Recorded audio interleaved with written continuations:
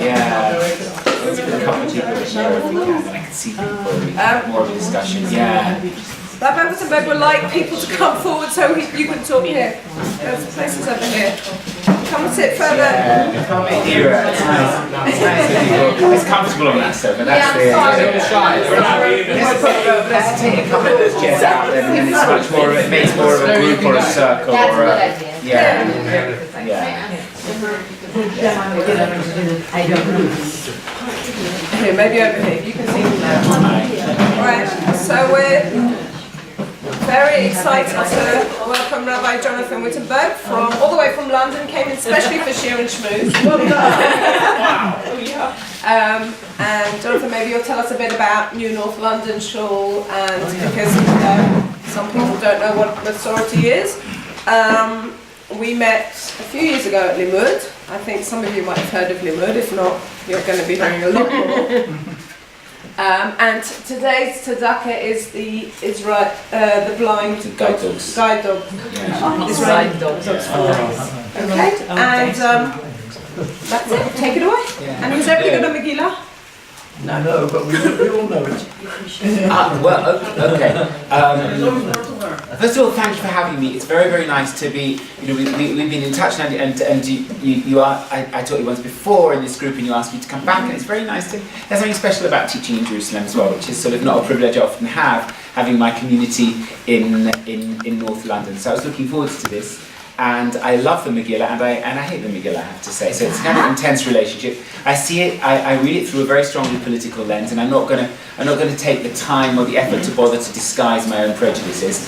And so it was the obvious thing to choose now that we're in the month of Adar, and it's about 10 days off from Purim.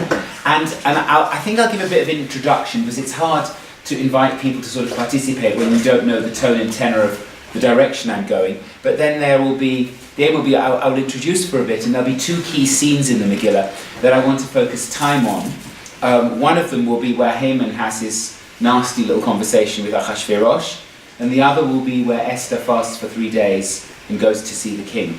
Those are the two sort of fulcra that I would like to look at, and then I'd like to say a word about possibly how we might understand the ending of the Megillah, where I have a much less comfortable ending than I think is sometimes might be assumed, and I read it as a really nasty story.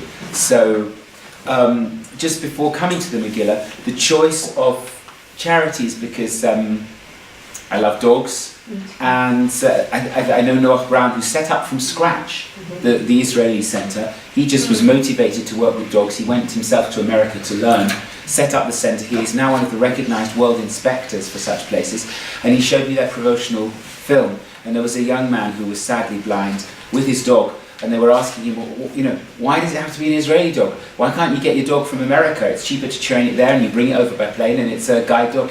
Why? He said if the dog isn't taught in Israel, how will it know to go straight to the front of every queue?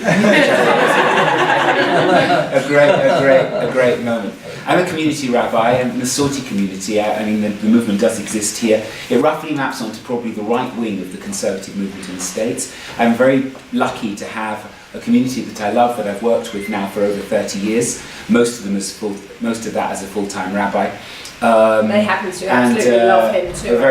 It's a good relationship. Community relationships, it's like family relationships. They have to sort of work well in all directions.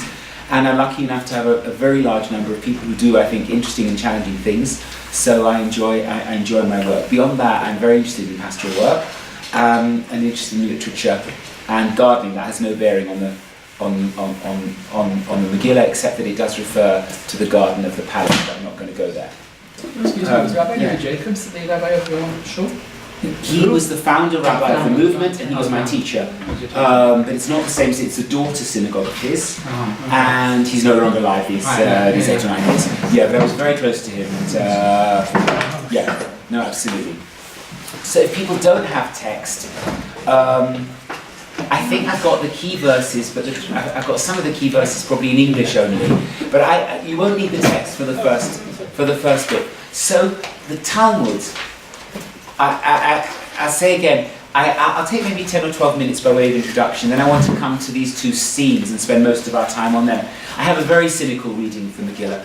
The Talmud asks whether Achashverosh is a melech pikeach, an astute king, or a melech tipesh, or a foolish king.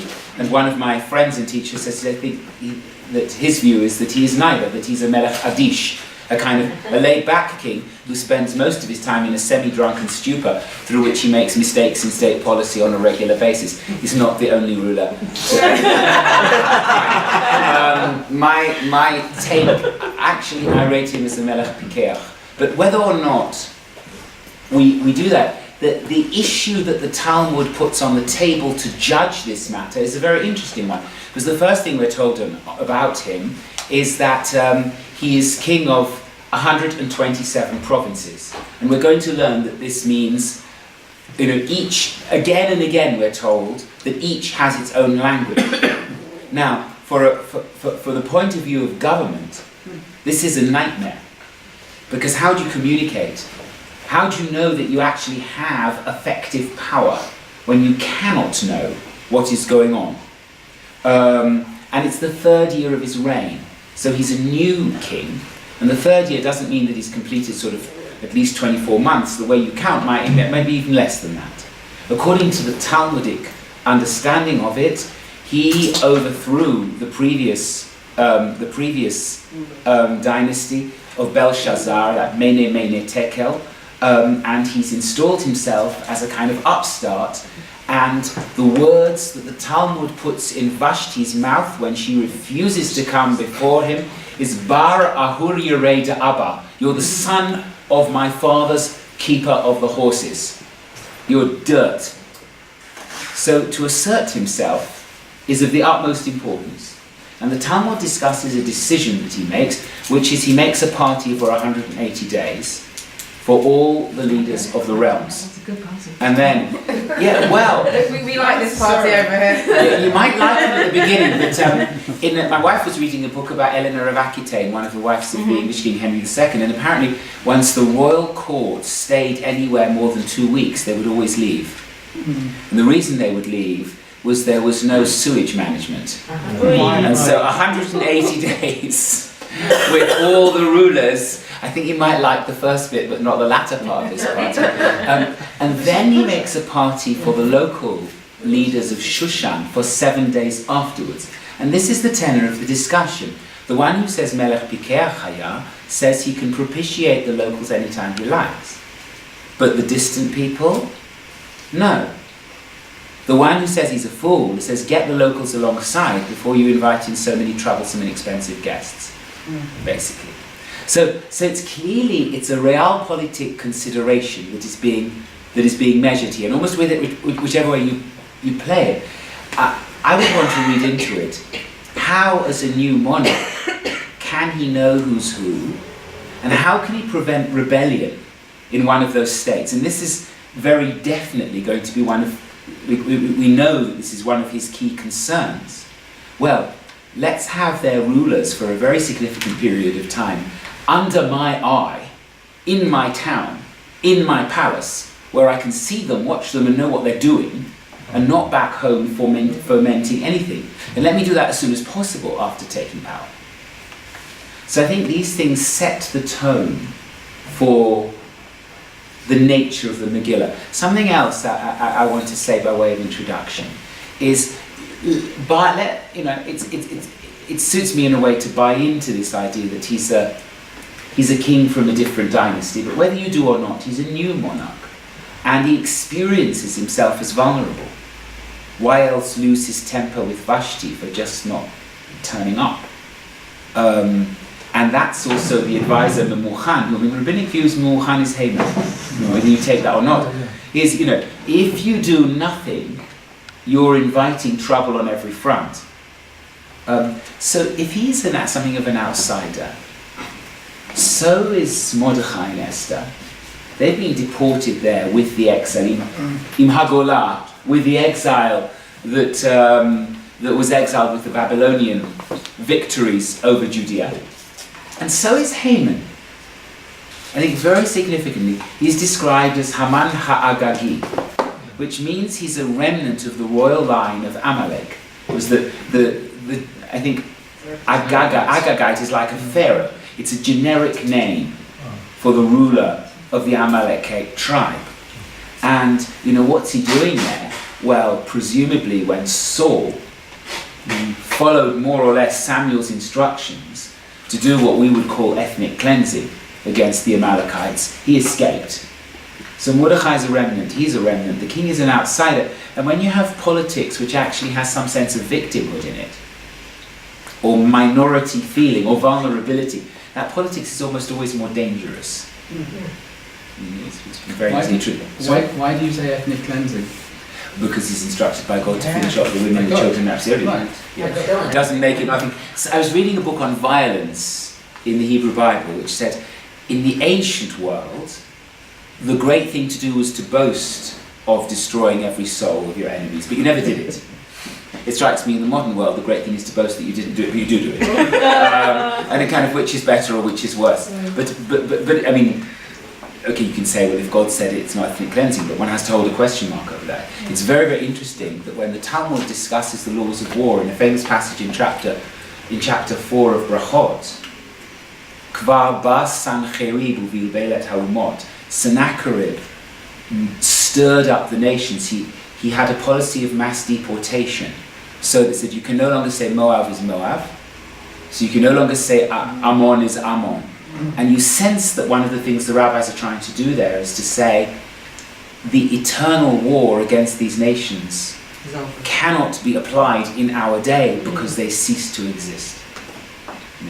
Is Amalek still Amalek? So there's something there, is the military ethics of the Bible the military ethics of the rabbis of the Talmud? Possibly not. Anyway, I'm going to pursue this. We're given no reason why in chapter 3, of the Megillah, Achashverosh should appoint Haman as his minister. Achar hadvarim ha'ele gidal hamelech Achashverosh et Haman ben Hamdata ha'agagi. It's the first verse of chapter 3. After these matters, that's the rebellion by Bigtan and Teresh. The king Achashverosh raised up Haman, the son of Hamdata, the Agagite, Vayanaseu, and exalted him, and he placed his throne above all the ministers that were with him. Any offers on why the choice?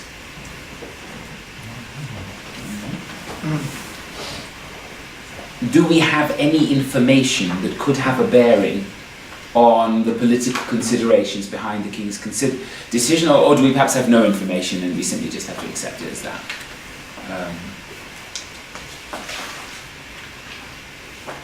If there was no information, I don't think you'd ask the question. Well, I think it's a fair case. It will be a fair. I will argue that we may have some information, but I think it's a fair point to say, actually, we don't have information. Yeah. If what you were saying before is that Agag is not part of those Midinot, Yes. that he too is an outsider, but he's also a dynastic outsider. It's sort of like keep your friends close, but keep your enemies closer. And you want to give somebody like that a lot of responsibility so that they think they're in a strong position because they're going to be a threat to you as king. But you also want to make sure that you hold them under you. So maybe that would be a reason. That's very interesting. Variants on that, anyone? I have a variant take on that, which is if I'm a new king, one of the groups I'm frightened of is the people who may retain power from the previous dynasty. I certainly don't want to appoint them. So I'm safer appointing an outsider than I am appointing an insider, because he simply hasn't got the footing in the kingdom and he feels very vulnerable. His vulnerability will be expressed in the fact that he cannot bear anybody not to bow down to him. Extraordinary kind of vanity, which is going to be his undoing eventually. But it may be that that's a consideration. Sorry. It seems to be part of the Jewish tragedy, historically, that we are the court helpers to an occupying power in whatever country that is not native to that country. It started out with Mitzrayim, with Egypt, where the pharaoh of Yosef was Hyksos. They were conquerors, and it went on in Roman times and other times where Jews were in certain places in positions of power because there was a foreign ruler who didn't trust the local population, and so brought in the Jews to help run the country. Yeah. And, Like in Greek, in Roman Egypt. I mean, I think that's extremely interesting, because if you look at the end of that verse, he placed his throne above the other ministers. Now, if you're one of the other ministers, he's making sure he's creating Haman's enemies at the same time as he elevates them. And this is, of course, the fate of Jews in positions of prominence as well. So Simon, you know. Well, I wonder, he's very simple, Haman. His needs are simple, his desires are simple. He wants power. I think the king understands him and knows what to expect from him. He understands how to keep him, and understands what he wants in life. I wonder if that's part of it. That's interesting. I think that's also a thought to bear in mind for later in this narrative. But yeah, I can read him, and therefore I can control him. Yeah. Yeah. Okay. Well, he Yeah. turns on him quickly at the end. Doesn't take a tremendous amount of persuasion. No. So I'm saying that doesn't actually like him too much. He was using it for whatever, and at the end, But he is that kind of person. He was persuaded by Haman, and then he was persuaded by Esther. He's one of the rulers who gets easily persuaded. Be aware of those type of people. Or And don't vote for them. Also. Or he might actually have some sense of complexity, which he comes to. Who's the he? The Haman. The king. The king. No, the Haman's got no. I think so that once Esther comes along, he gets some sense that there are other issues that might be important.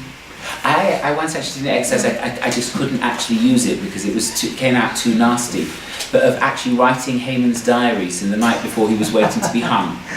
You know, here these Jews, they think they're the real minority in the land who are persecuted. What about me? You know, they you know, the Amalek in the Torah is Esau's grandson. And there are two very interesting things. I mean, there's a very interesting midrash, which is grandchildren are often very close to their grandfathers. So Esau, as he's ill and dying, says to his grandson, I couldn't get my revenge on Jacob for that business with the brachot because I didn't want to upset my father. But you. And quite often grandchildren will grow up with a legacy of how their family, you know, how their family's been hurt, and they want to get it back. I think even more interesting is in Sanhedrin, there's a passage about Timnah, Amalek's mother, wanted to convert to Judaism. Complete anachronism, there was no such thing at that time. They rejected her because there's a suspicion of Mamzeh. Her name appeared, I've never managed to quite follow this, but they're very sort of complicated, the relationship. So she says, rather let me become a kind of a common law wife, in inverted commas, to one of that family than be a complete outsider. But look what happens to the people you reject.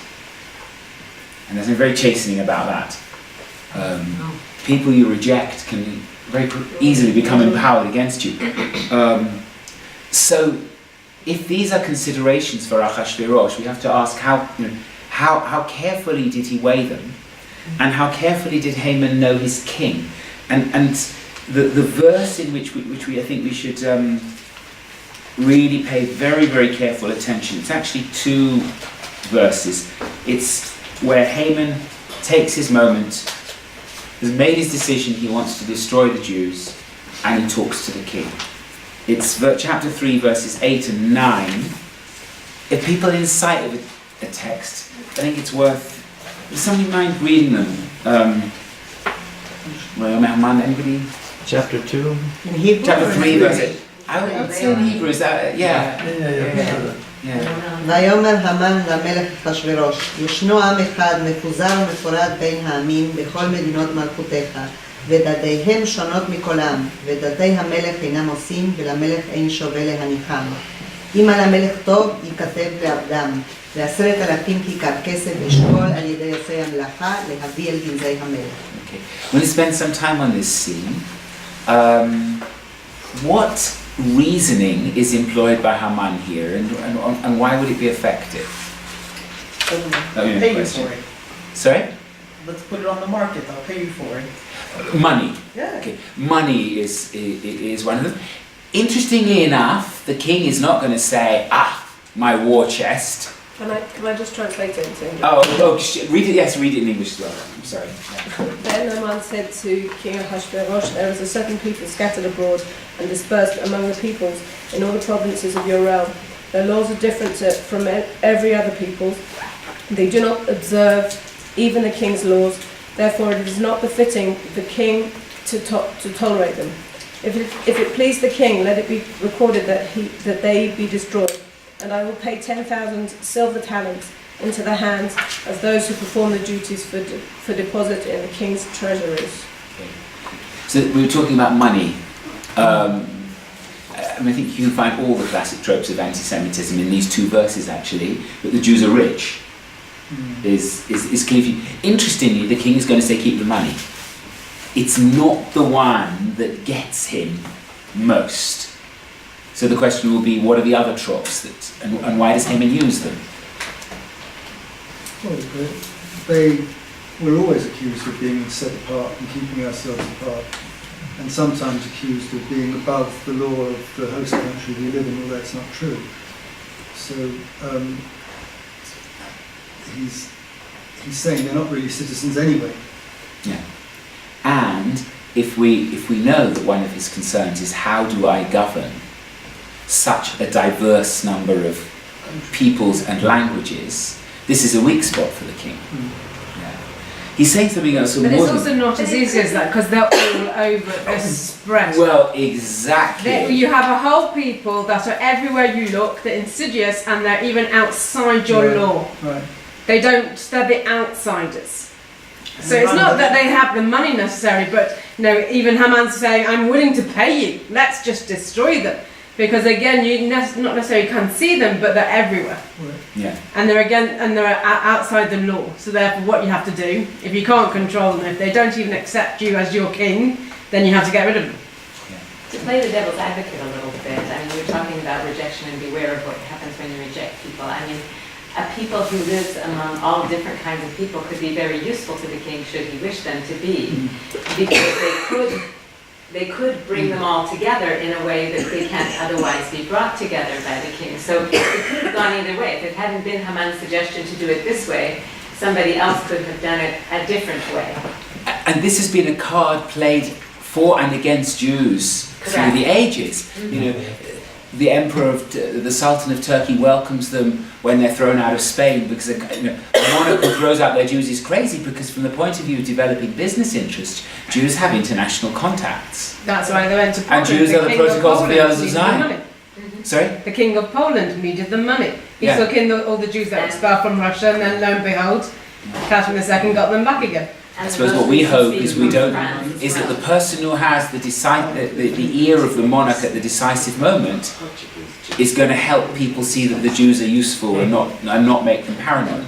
But Haman, who is himself paranoid, wants to infect the king with the sense that here you're vulnerable because they're powerful, they're rich, they do their own thing, and they are everywhere. Now the fact that they're scattered could be a means of control. But this is not what Haman's saying. He said, they have a foot in every camp. They are absolutely everywhere. There's no way you can control them. And, they're in places where you're not. Anything else? That's kind of enough for you, isn't it? He's also giving another incentive as well, because he's saying, I'll pay you. So even though you're going to lose the money from the Jews, because they're your bankers, your traders, I'm going to pay you the 10,000, which you can keep in your treasury anyway. So the king's in a win-win. Yeah. Do you think Haman is paranoid or evil? Because he doesn't necessarily have to believe what he's telling the king. He may be just telling the king what he thinks will get what Actually, maybe I might say that paranoid is too strong. The two are perfectly compatible. Not strong enough. Paranoid is not his fault. Evil is his fault. Paranoia is not necessarily the fault of the person who suffers from it. Evil, yes. My sense is that of all the of the four main characters, Esther, Achashverosh, Mordechai, Haman understands himself least and is cunning, but has limited perception. What about, what kind of man has to go home and tell his wife how many sons he's got? Well, actually, thinking about one probably could conceive of situations in which we won't go there. What about the parallel with Amalek? I mean, there's a reason that it's in here.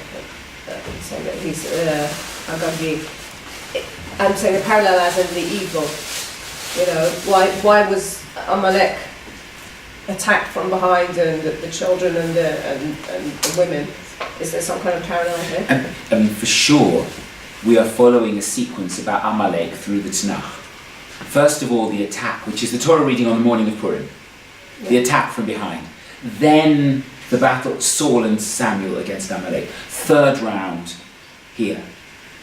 I'm saying, is there a parallel? Because Rena over there is saying that he's evil, and you're saying that he's paranoid. But why is there a parallel with Amalek? I mean, he wanted to kill everybody. My question is there some kind of why did it say Agagi? Is it just because that's who he is, or is there some kind of? Well, when I was writing this diary, pretend diary, I realised I couldn't actually use it because it was what would Haman say? Said I'm a descendant of the great Malak King Agagite. The Jews who think they're so good, their God, they say, instructed him to destroy all the men, women, children, and all the animals in my entire people. And they all but did it. And when their prophet came, he was even worse than their king. Yes. Because he finished off the last of them. And God was angry that they didn't do their genocide neatly enough. And I'm a survivor of this, and I'm supposed to tolerate these people? Yes, but we're obviously forgetting the first narrative of this whole story, aren't we? That when the Jews came out of Egypt, and all these incredible miracles that were taking place, and making a nation happen, and become a nation, and the splitting of the Red Sea, which was basically publicized according to many explanations all over. There was something everywhere. You couldn't miss that miracle happening. The first nation that had the gall to fight against the Jews, to go after them, was Amalek. And we have a responsibility. Yeah. And we say it every morning in Shacharit. Don't forget what Amalek did to you. Yeah. So the parallel is very clear. No, I'm not disagreeing with you. I'm thinking if in a very cynical way I was to put myself in Haman's head, I could create that narrative if I wanted to. Yes, I understand. But I think you're also right. The narrative conveniently forgets the reason why Amalek is more Yeah, I suppose you're absolutely right. Don't all narratives. And if I wanted to go one step back, I could say, well, I grew up with how my grandfather was dispossessed by their grandfather. Very interesting phrase. I don't think there'll be time in this one to go into it, but Amalek is described in the Torah as Velo Yarei Elohim. He did not fear God. And there's a limited number of times in the Torah where that phrase appears. And they're all, I think, of the greatest of interest. When Abraham has to explain to Pharaoh why he passed off Sarah as his sister, he says, Ki amati rak en yirat Elohim b'makom hazeh. There is no fear of God in this place. And it seems to represent, and it's always used, of non-Israelite, non-Jewish nations. So, in the Torah. So it represents some sense of a universal moral standard by which one will not kill somebody, one will not take their wife, and you'll not rob a stranger. And there's something here about what happens in societies, there's by implication, where there is one is unable to make any kind of basic assumption about any kind of moral position at all. Which is why I would regard this as an amoral book, where we fall back to the dog eats, I like dogs too much, wolf eats wolf, politics of survival. I want to go on to the next verse here. Would you mind just reading it's verse 10 actually, read it in Hebrew and then in English. Vayasa HaMelech. Sorry, what verse did you say? Verse 10, chapter 3, verse 10, sorry. Yeah. Are you okay to go on? Yeah, sorry, yeah. Sorry. Verse 10. Vaisar melech et tabato mi al yado vayitna lechaman ben hamdata ha'agagi sorei hayudim. Okay, do you read in English as well? Yes. So the king took his signet ring from his hand and gave it to Haman, the son of Hammedatha the Agagite, the enemy of the Jews. Why did he do that? Because that's what you need to It's an seal official the deal. thing. Sorry? That's what you need to seal the documentation. Okay, why did he give the ring to Haman? Why didn't he do it himself? Blame on him. He didn't want responsibility. Well, it seems like that. And now, this verse is very, very clearly based on another earlier biblical Yeah, it verse. sounds like Pharaoh and Joseph. It is absolutely like Pharaoh and Joseph, and it's worth just going there. It's in Miketz. It is totally based on that. Let me just find it. And Joseph has interpreted Pharaoh's dreams, and Joseph says, "Let the king appoint a man." What's his actual words?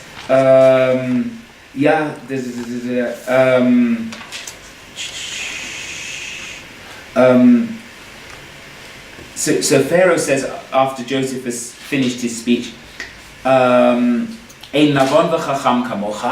is nobody as intelligent and wise as you are. You shall be in charge of my household, etc., etc.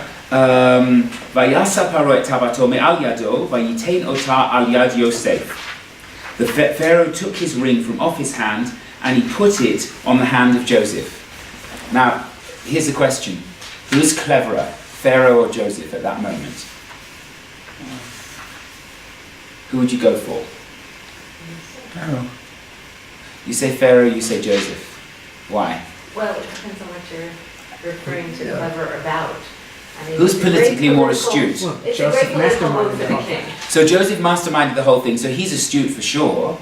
Why might one think that Pharaoh's astute? He's delegating to the right person. Sorry? He's delegating to the right person. He's Okay. Is it, I mean, I'm thinking in terms of British politics. Is it good to be Home Secretary in America, Secretary of State, when you've got 7 years of famine coming? A major depression. Who's going to get the rubbish? Who's going to get the rubbish? Yeah, I think in that moment, I could imagine a Pharaoh thinking, first of all, great, I've got the person we need to save Egypt, I buy this interpretation you're reading out. Also thinking, great, let the ... hit the fan somewhere else than me. And so that's... You can always get rid of him if things go wrong, if Joseph screws up, and then blame the Prime Minister while the king is still safe. Blame the finance minister. Yeah. And all this is the daily stuff And of if it's- the world's newspapers. And according to one midrash, one Rashi that says that the Pharaoh of the Exodus was actually the same Pharaoh and not really a new Pharaoh, it certainly makes the case for these occupying Hebrews, these occupying, collaborating Hebrews, to later be enslaved, because Joseph enslaved Egypt. In the last year of the famine, they sold themselves. Yeah, Joseph makes them sell their money, their person, their animals, and mortgage their land. Now, is that an act of mercy or of coercion? But it's, given that basis for the verse, coming back to the context of the Megillah, one might read Ahasuerus's response as smashing. Go ahead and do them. You've completely convinced me. I am worried about insurrection. These people are a trouble in exactly the way you say. I'm thrilled. Deal with them. But you may also say, deal with them and you deal with them. Anything goes wrong, and I would say, wait a minute. The signet ring is in your hand. It's not in mine. It's in your hand. So if a head has to roll, it's going to be yours, not mine. Haman doesn't notice this point. Not now. But I think there's a moment, to my mind, it's an astute political decision by the king to say, do it, you do it, and keep the money. Let the Swiss bank account be in your name. Scandal going through Britain at the moment. But that's different than in Yosef. Yeah, because Yosef was called by Paro and Yosef, the king, the Yes. king still got the money. Yeah. The king, it was all for the king there. Here, Yeah. here, the money just makes Haman look worse. If, Yes, if things yeah. go down. Yeah. But so I wonder whether Ahasuerus is sufficiently cunning to play this politics off again. Now this is a major bearing on the ending of the Megillah. We end on this up note. I'll keep that back till I'll keep that back till a bit later. I would like to jump now to a scene which I find fascinating, which is, I think it's in my view, it's the fulcrum of the action. And it is where, I'm sure the story is familiar, but to run it through, Mordechai hears of the decree, he wears sackcloth and ashes, he sends to, Esther sends him different clothes, he refuses to accept them, she hears the story and she says, sorry, ain't much I can do, I haven't been called to the king for a long time. To which Mordechai says, Im hacharesh tacharishi ba'et hazot. It's one of the moral, most powerful moments in the Megillah. If you are going to be silent now.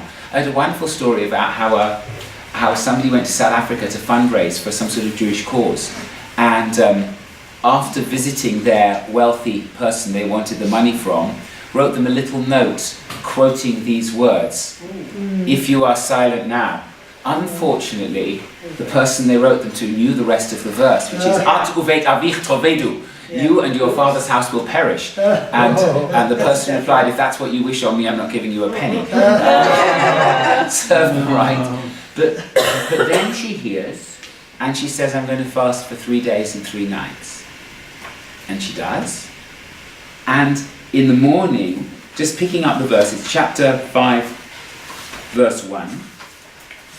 Vayehi bayom hashlishi. It happened on the 3rd day, Vatilbash Esther Malchut. Esther put on majesty. Vatamod b'chatzar beit hamelech. And she stood in the courtyard of the king, and her question to the king is going to be, Yavo hamelech v'Haman, let the king and Haman come to the feast, and they do.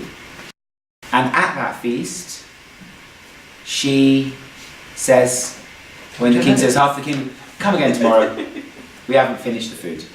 And I have a series of questions. To me, one interesting point is, how do we understand that verse, Vatilbash Esther Malchut, those words? Secondly, the classic, the Talmud asks this question, what made Esther invite Haman? And thirdly, why waste 24 hours? To denounce him, you mean? Or? Yeah, what is the strategy here? It was a threat. Sure, why wait? Why invite him to the meal if he's a threat? Well, wouldn't it be much easier to have Ahasuerus alone and say, King, this is trouble? He might be suspicious. Well, she was setting a trap. Yeah. Trap. What trap? Get him to talk and, loosen to up. get him to... I may be mixing the... No. Clearly, much of the important consideration is not referred to directly in the text. It's inferred in the text, so we've got some space. Well, to get him to talk to badmouth continually, and then then Ahasuerus knows very well who she is, and then she sets the trap for him. So what happens to the king when he goes home from the first party? Can't sleep. He can't sleep. Why not? Maybe she drugged his wife. Well, because she came in front of him without him asking for it. Sorry? She showed up in front of him in front of the king to begin with, without an invitation, which is not the usual thing to begin with, right? She asked him to come to this meal with Haman. Now Haman is like the top vizier. If you're asking Haman to show up too, that means there's something to talk about besides just having dinner together. Logic? Yeah. Without any trappings involved. Great. She didn't come forward with any specific question. She said, come to dinner again tomorrow. So obviously he's left with a question in his mind, even on the most basic fundamental situation, without any kind of intrigue at all involved. I largely buy that. Not so much the fact that that she had the temerity to appear before him unasked, because he could have let loose at her that first moment, and he didn't. But much more that question that is sitting there. If you were Esther, let's imagine the scene here. I imagine they didn't serve raw vegetables because they weren't health conscious and they had lower quality food. How would you play your role with Haman and Ahasuerus? You'd flirt with Haman? So maybe that was the reason that he... No, but she's dressed in royalty, so she's put everybody on the same footing as well, because she's invited also the enemy, Haman, who's now the first minister, Edom, as well. So it's the king and Esther with her royalty, with Haman the first. So everyone doesn't know that. Right, but so this is all like setting everybody up to be equal, and therefore playing it in a nice environment, so that he then goes away, can't sleep because hang on a second. But maybe he can't sleep because she flirted with King already She's trying to get him annoyed. So couple of yeah. Maybe she didn't have to flirt, because inviting Haman, and she hasn't seen Ahasuerus for a long time. Ahasuerus is a vulnerable king and possibly a vulnerable man. She hasn't seen him for a long time, wants to see him, and then invites Haman. That's already, it's putting him on an equal footing in not just a political way, but also a personal way. And it could kind of... But the waters are being reported. When you organize But that's postmodern, kind of discussion. It's very. I mean, I think I kind of buy all of this almost. Yeah, go on. When you organize a business dinner, you usually have like the list you got from your boss and the people that have to be there. And then when you make the invitation, they ask, I'm bringing this person, and I'm bringing this person, and this one from this ministry, and this one from this ministry, and this one from that one, and this one from the Ministry of Finance as well.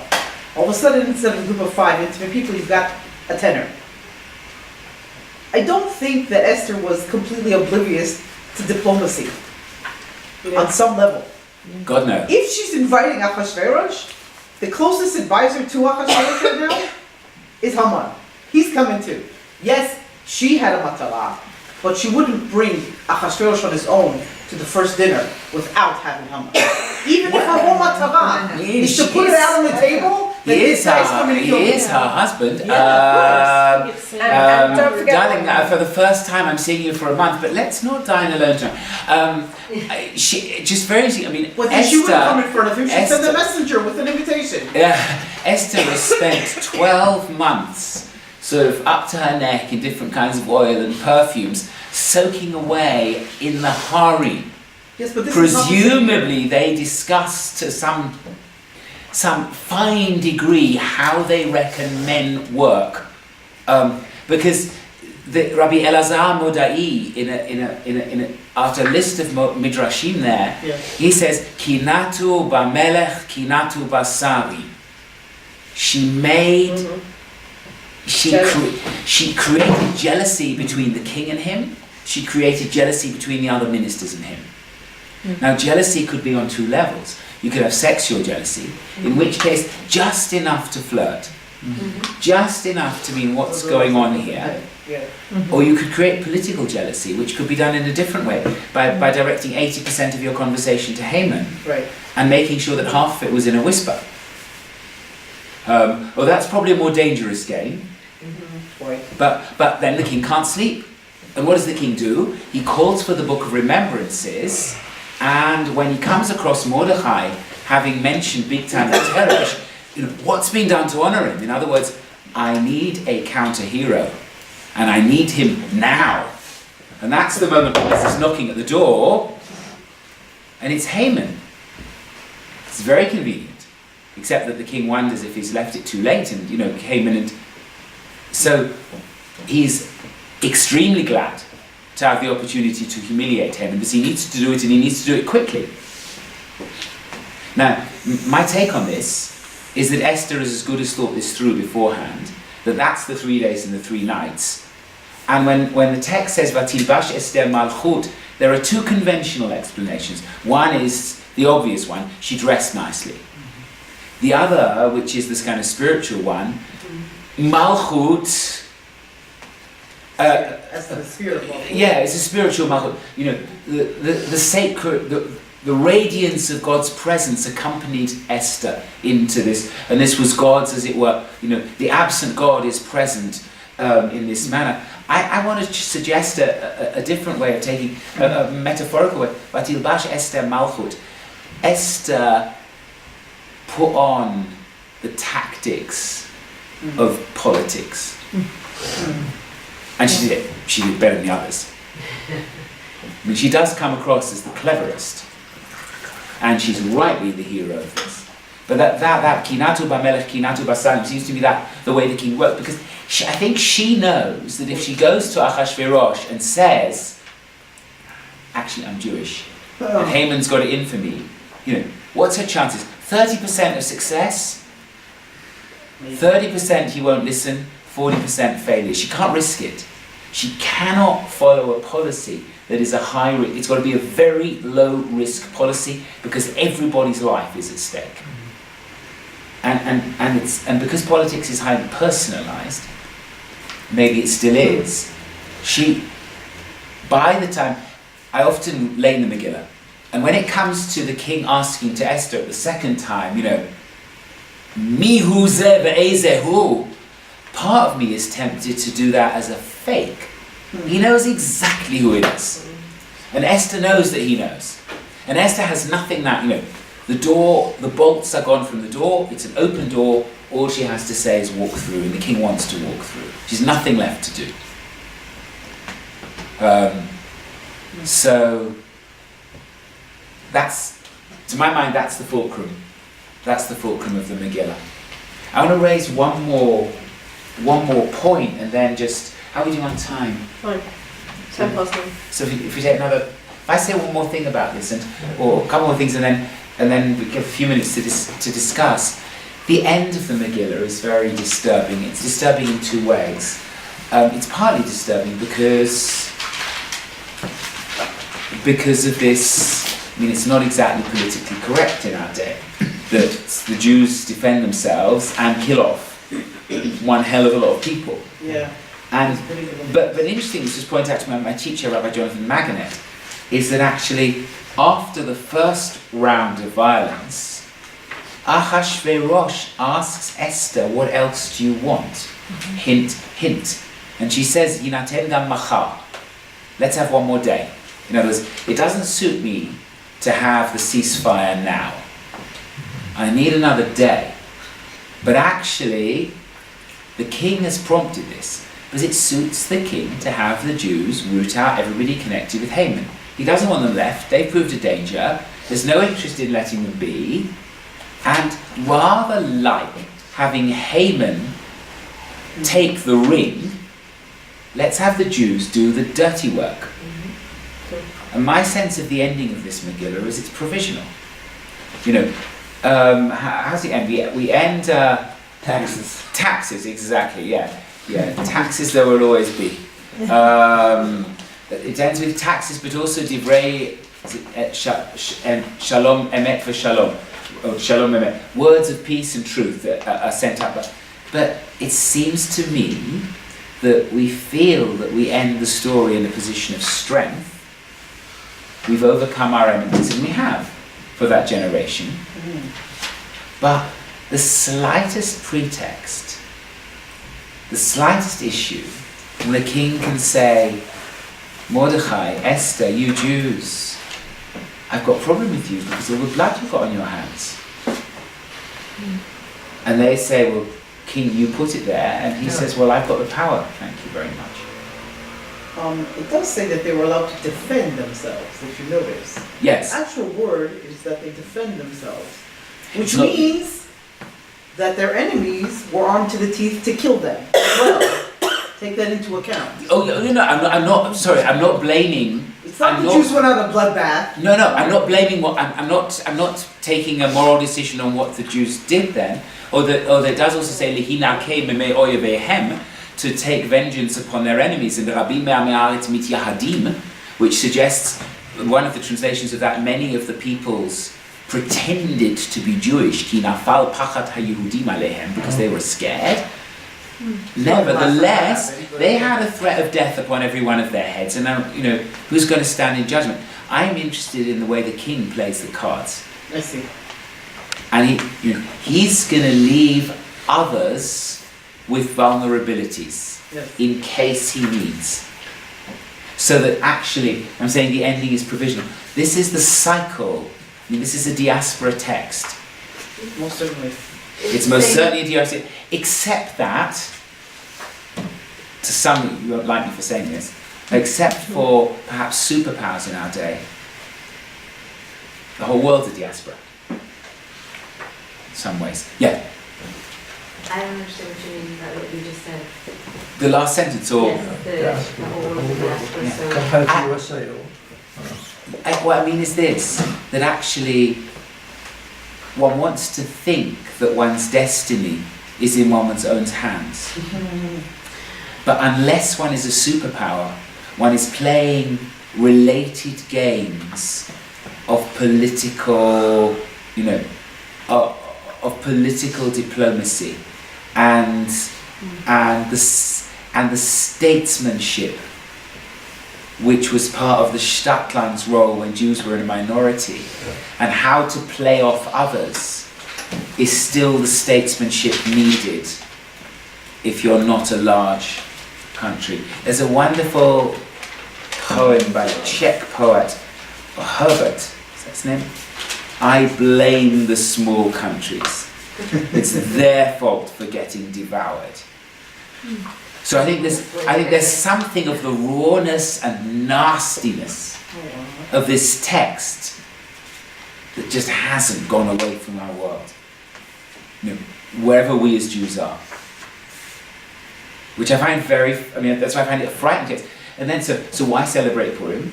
My teacher, Jonathan Wittenberg's view was, while the ice is thick enough to dance on it, dance. It's not total comfort as far as I was concerned. Yeah, I'm going to rest it there and see what comments come up. Yeah.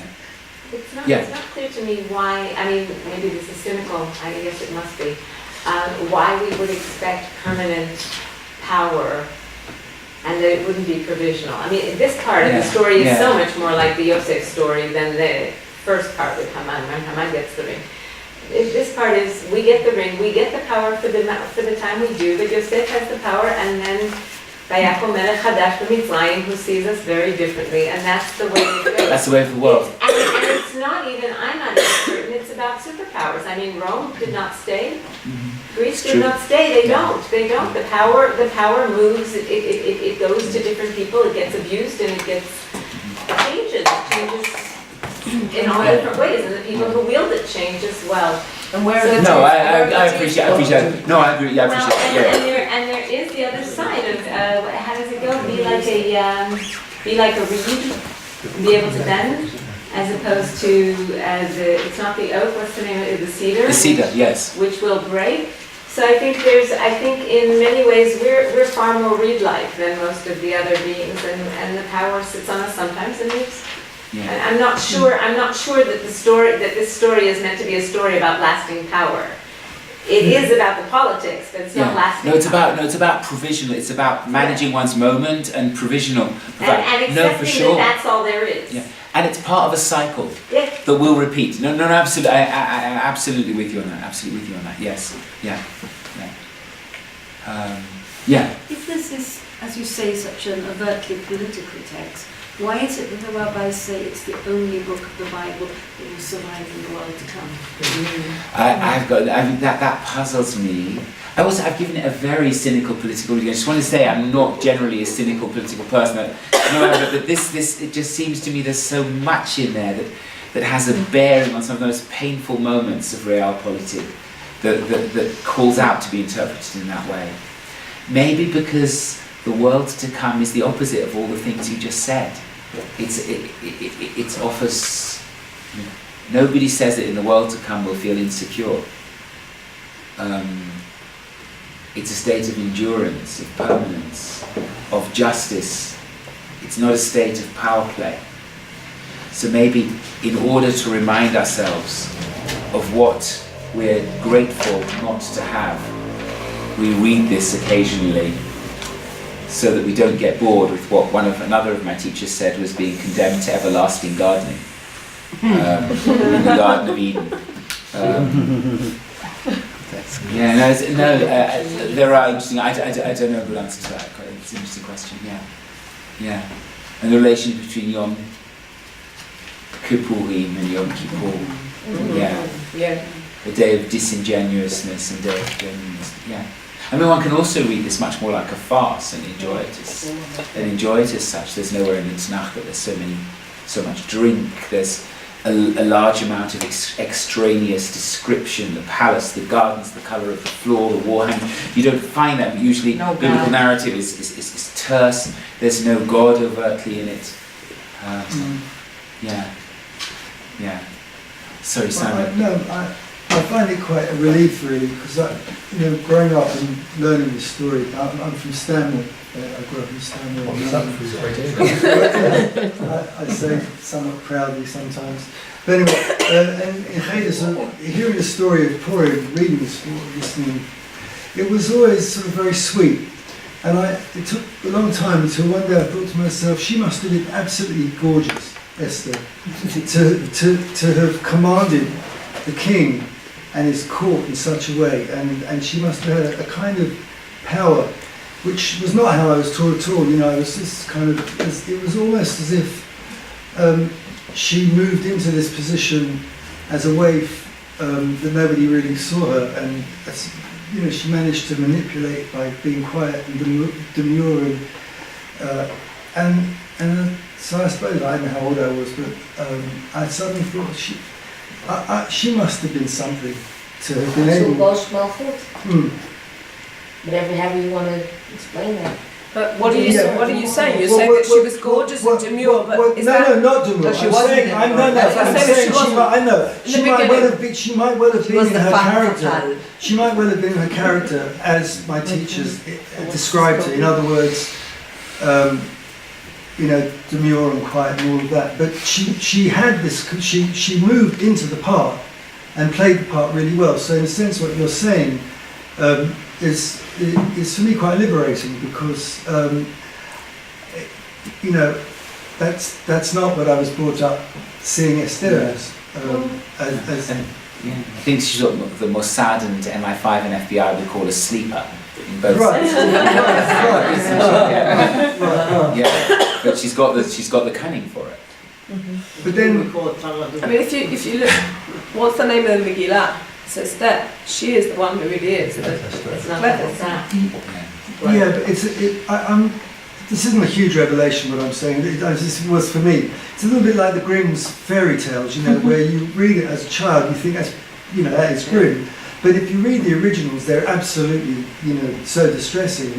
So it's a little like that, where you don't get, well, you do. It is quite distressing, all the blood and killing at the end. But that's not where the emphasis of the teacher, in my experience, was. So this is a reading which makes sense, and I like it. But I think it's much deeper. Purim is much deeper than everybody. Right. It's the kids' holiday, everybody, and who knows if you're supposed to get drunk. You're commanded to get drunk. You can't tell the difference between Haman and Mordechai. But there's something, the whole business about Yom Kippurim and Yom Kippur and the parallel. Hasidim make a big deal of this. There's something there's much more. There's something much deeper about Purim that I don't know if a lot of us get.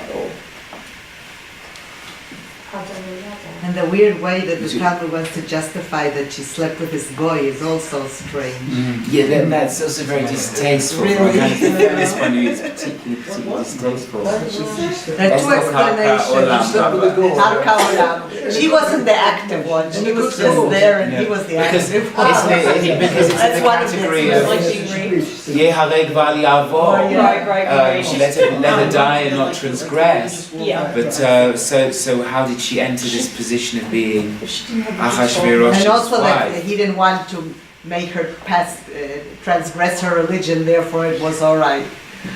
They have also something about yes. that it was more le teavon and not la hachis, that it was this, But I'm just Both puzzling over. definitions are weird. The difference seems to me. I mean, there's an issue of the world of truth which we're trying to encounter in Yom Kippur, in its deepest reality, a world which isn't about apparel, strategies, concealment, and playing off forces, but of, as I said, Yom Kippur is about really. It's about undressing the layers of our spiritual self till our heart and conscience are in immediate proximity with truth. Whereas the world of the Megillah depends on cunning interplay of poses, really, and masks. So the contrast is very powerful, and maybe there's something in this tradition that the two festivals that will endure, Purim and Yom Kippur, that so long as we live in this earth, we need our Yom Kippur for obvious reasons, but we need our Purim because if we don't manage that kind of politics, we're sunk. So it was, Well, we're living in a time of Histel Panim, which I think the Megillah is the epitome of a Histel Panim world, where God isn't even mentioned, and we're expected to see through, and to see through to the kernel of truth that is supposed to be there. That in spite of all the cunning, and in spite of all the labors of all the cunning people in both directions,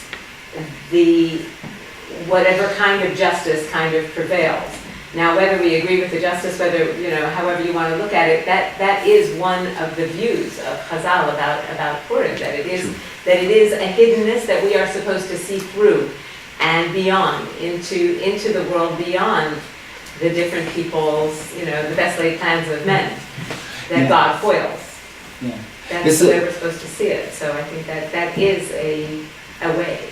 Certainly, I mean, one could have a much more pious reading of the book, much more pious reading. But one could also say something else, a couple of thoughts, which is this is generally considered a late biblical book. Mm-hmm. So if one takes the late biblical books, really Job is the last time God is considered to speak in the Bible.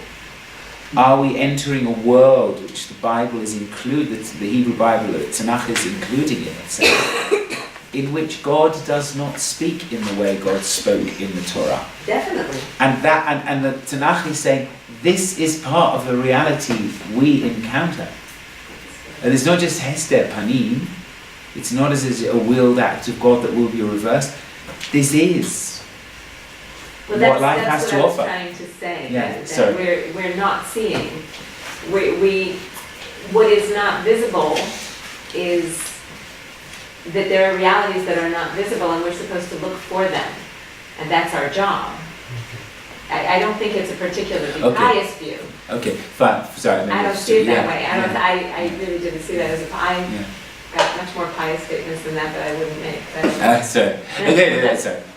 The other question which sort of troubles, it's not so much in relation to Megillah, it just troubles me full stop, is sometimes I think that the world divides into the Darwinists and the ethicists. That's a very careless division. But in a way, if you take the Darwinist, I mean, it's not really fair to Darwin, just use it as shorthand. Really, life is about survival. And ultimately, the moral price of one's deeds in order to survive will be forgotten. History will sooner or later forget, The fear of us as a people that the Holocaust will be forgotten will in time be more or less fulfilled. And therefore, don't worry about the moral cost. It's about survival. Force, brutality, power, these are the ultimate realities. And the ethicist says, wait a minute, no. First of all, we can't live like that. You can't say, Ein Yirat Elohim, Yesh Yirat Elohim. There is such a thing as a fundamental moral standard. And breaking it exacts revenge at some point, at some time. Hitler was going to be destroyed. And actually you cannot push the ethical frame of reference out of the way you read history and you read politics, because it carries an essential truth about human conduct, and truth and decency at some level win out, and evil does devour itself at some point. And our world is divided among these two positions, and that the Megillah is very much about, one level it's looking at what's the world like in Ein Yirat Elohim, like with Amalek. There is no fear of God, there is no moral standard, there is no, this is an amoral text. Simon, well, how are we to read then the killing at the end? I mean, God hasn't, it's a killing that God hasn't ordained, and God hasn't told us to do that. The 10 sons. I mean, the 10 sons and all the others. Yeah. Unless you're related to Amalek, in which case that's okay. If they were the 10 sons and Haman and he was part of Amalek, then God did order us. So maybe that's the reason that it says, answer my own question. Every prophet's got a letter saying that the Jews can defend themselves against their enemy. No, he's saying to God. Although I think, what does he have to tell you personally? I don't understand. No, I'm saying, are we in any way supposed to, when we read it, judge this killing? I mean, is it just okay? We read it and it's okay. Megillah him, they deserve it because they wanted to kill us. Or are we in some way supposed to wonder at it? I mean, was it too far? Did we go too far? Was it too bloodthirsty? And in which case, if we're to drink so that we don't know the difference between this and that, Haman or Mordechai, are we in some way obscuring that conversation, that internal? I think that question simply stands as a problem the Megillah leaves us with. Maybe one can answer it sort of homiletically, or one can answer it this way or that, but I actually think it's a sharp issue. And I've also wondered, like you said, about that drinking until you don't know the difference between Mordechai and Haman. On one hand, that suggests, well, there's all the difference in the world between Mordechai and Haman. And, well, Mordechai isn't busy advocating destroying Haman's people at the beginning for no reason. So there's a big difference. On the other hand, are we saying ultimately it's about who wins? So actually this is not about moral difference. This is about still cunning and successful manipulation. Jonathan? Only because you said you like giving classes in Yerushalayim, and you're from London, and I'm from London originally as well. Something that always I think about a lot, various different times of the calendar year, but Purim is the how should the Jew in the exile today behave? Because on the one hand, Haman was irritated, and I remember learning as a child that one of the things that the non-Jews, the Gentiles, didn't like was we kept to ourselves, and that bothered them. On the other hand, there's the other side of the coin where the Jews are influential in the exile, and they take part, they take positions. Ed Miliband, they don't know what's going to be in the elections.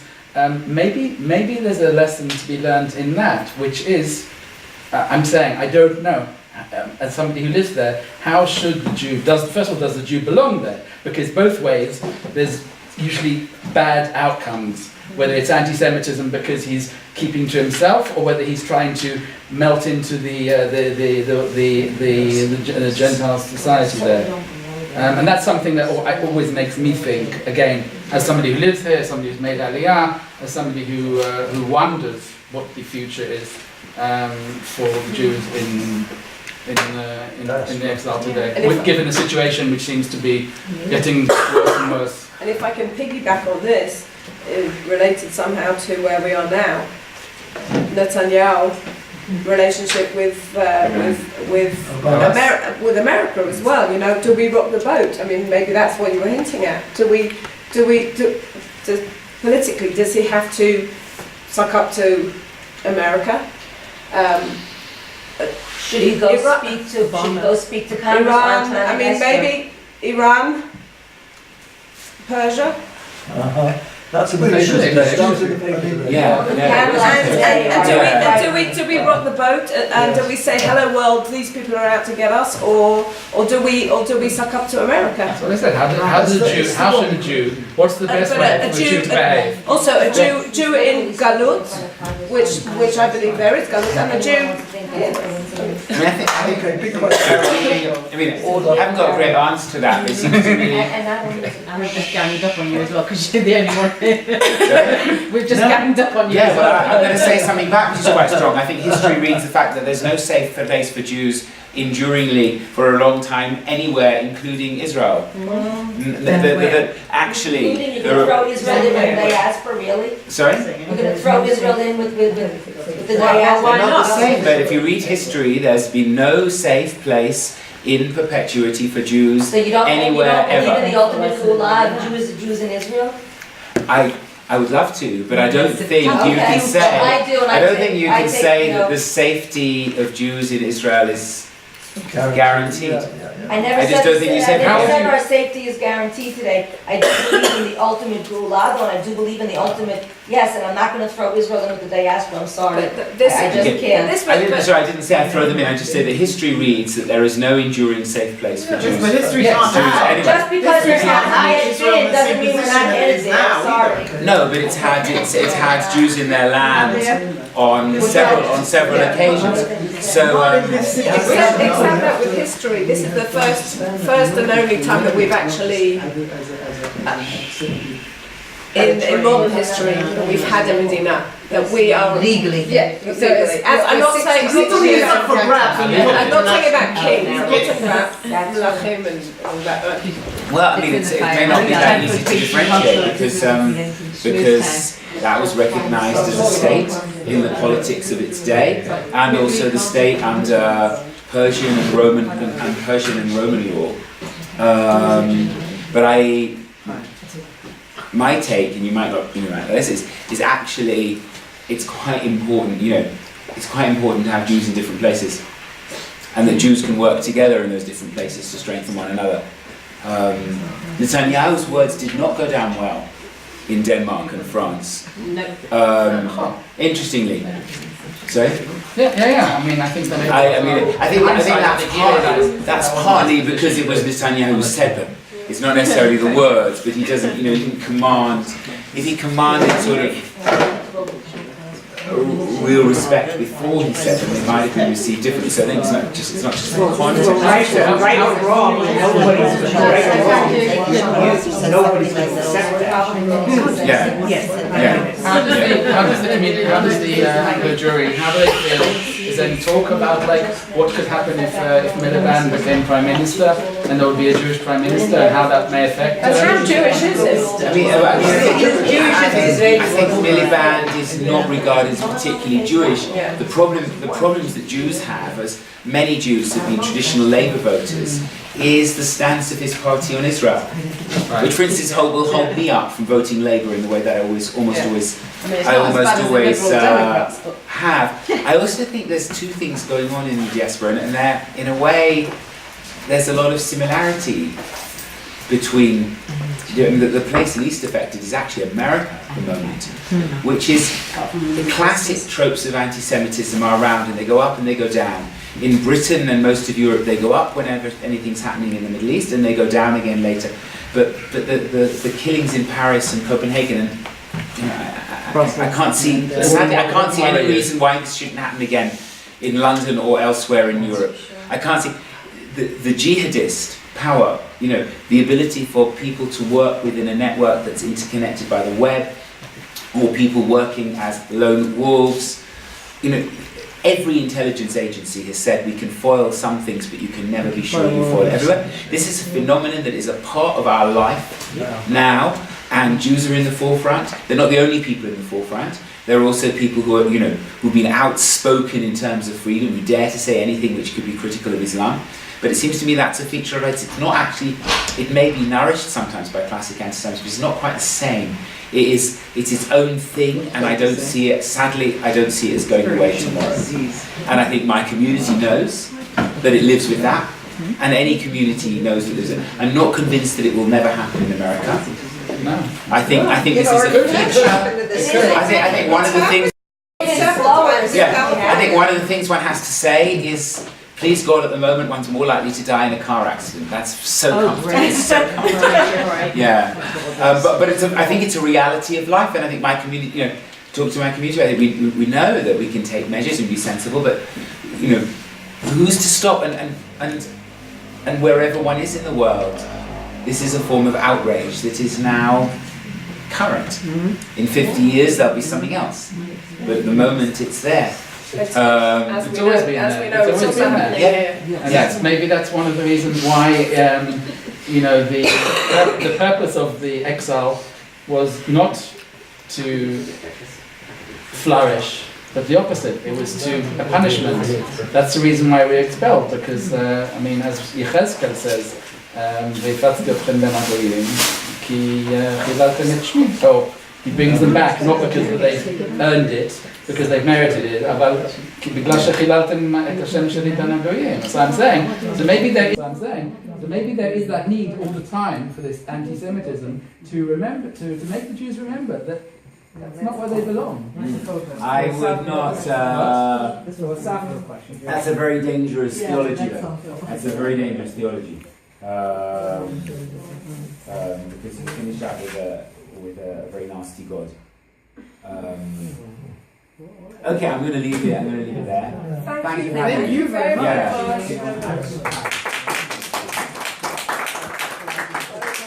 Thank you, Jonathan, and we look forward to you coming back to talk.